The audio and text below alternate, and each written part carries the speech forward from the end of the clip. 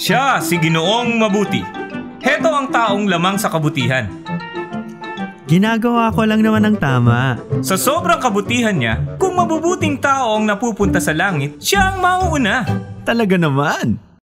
Ginoong Mabuti, sumusunod ka ba sa 10 utos? Madalas. Maari bang masubukan natin ang iyong kabutihan? Sige. Okay, hetong isa. Huwag kang magsisinungaling. Nakapagsinungaling ka na ba? Oo. Sino bang hindi? Anong tawag sa taong hindi nagsasabi ng totoo? Sinungaling. Oh, heto pa. Huwag kang magnanakaw. Nakapagnakaw ka na ba kahit minsan? Hindi! Pero kaamin mo lang na sinungaling ka. Matagal na yon. Bata pa ako. Tsaka candy lang naman. Anong tawag mo sa taong nagnanakaw? Magnanakaw. Sige, eto pang isa. Huwag kang mangangalunya. Madali yan. Hindi ko lolokohin ang asawa ko. Hi, Pogi. Wow! Sabi ni Jesus, kung nakatingin ka na sa isang babae na may pagnanasa, nangalunya ka na sa puso mo. Tama. Isa pa, huwag mong babanggitin ang pangalan ng Panginoon sa walang kabuluhan. Nagamit mo na ba ang pangalan ng Panginoon sa pagmumura? Ay! Iyan, Ginoong Mabuti, ay paglalapastangan. Binigay ng Panginoon ang iyong buhay at ang mga biyaya, ngunit kinakaladkad mo ang pangalan niya sa dumi. Sa sarili mong pag-amin, isa kang sinungaling, magnanakaw, mapaglapastangan at mangangalunya sa iyong puso. 4 pa lang iyon sa 10 utos. Oo na. Hindi ako perpekto. Higit na malala pa dyan. Halimbawa malalagyan natin ng microchip ang iyong utak at maitatala ang lahat ng iyong sikretong iniisip sa isang buong linggo at ipalabas ito sa isang sinihan. Ay! Nakakahiya yun! Tama. Alam ng Diyos ang lahat, pati ang mga sikretong nilalaman ng iyong puso. Teka! Kung ihambing ako sa ibang tao, isa akong santo.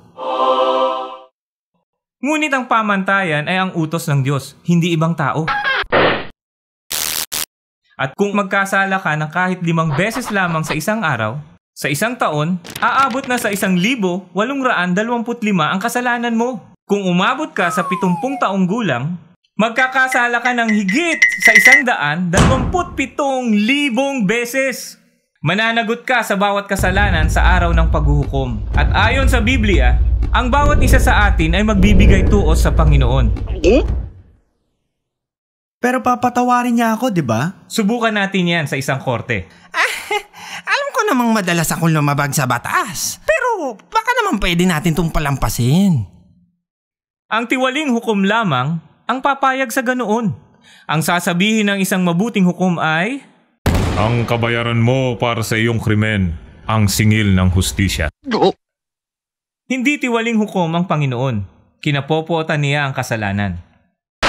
Nagbabala si Jesus na sa araw ng paghuhukom, ang lahat ng nagkasala sa Panginoon ay nararapat na mapunta sa kakilakilabot na lugar na kung tawagin ay impyerno. Walang takas dito magpakailanman. Sino na lang makakapunta sa langit? Paano? Isa lamang ang paraan. Dahil lubos na mahal ng Panginoon ang buong mundo, ibinigay niya ang kaisa-isang anak niya upang mamuhay ng tuwid. Ni isang beses ay hindi siya nagkasala.